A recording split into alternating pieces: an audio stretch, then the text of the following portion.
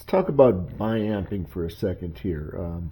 Here I have a pair of Klipsch bookshelf speakers that have dedicated terminal posts for both the woofer and the tweeter.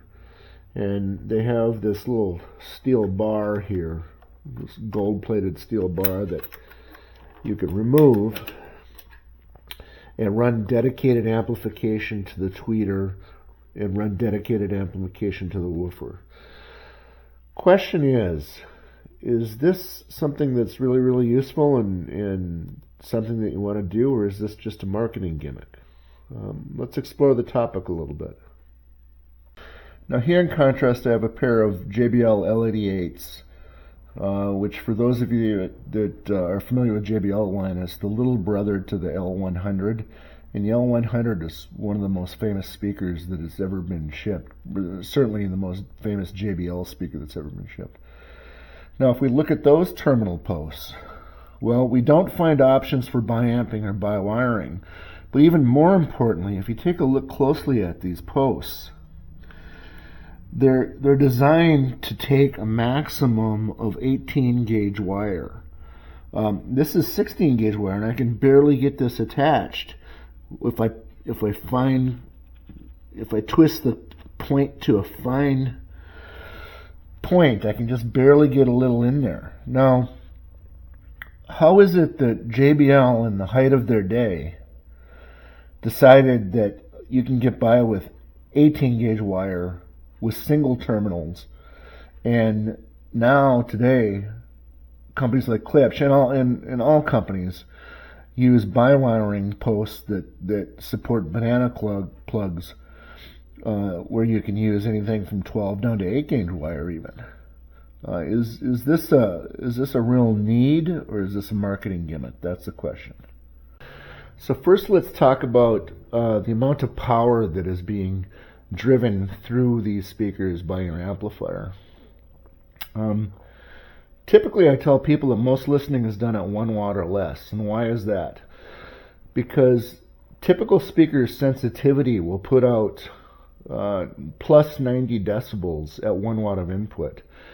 And 90 decibels is quite loud. And now it's true that it's 90 decibels from a meter away from the front of the speaker. And depending on how far your speakers are away, you might have to drive more power. But the bottom line is the entire speaker is not drawing more than typically a watt or so during normal listening, and maybe 10, 50, 100 watts during extreme listening. Now I've had many videos on cables before that talk about how little power is going through these speakers. But let's narrow that down to what's going on between the woofer and the tweeter, or the mid-range.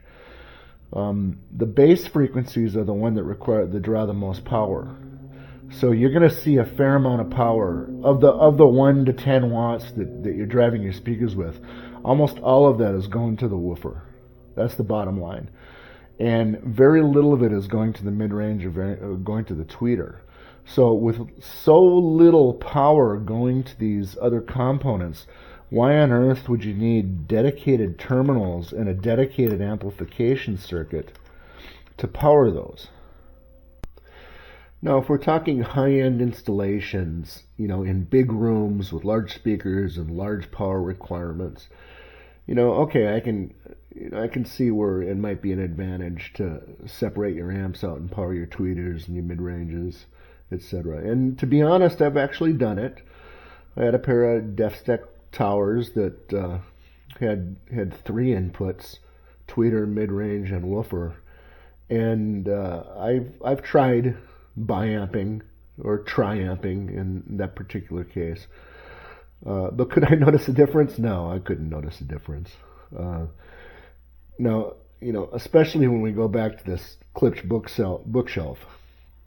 I mean, this whole thing doesn't draw much power.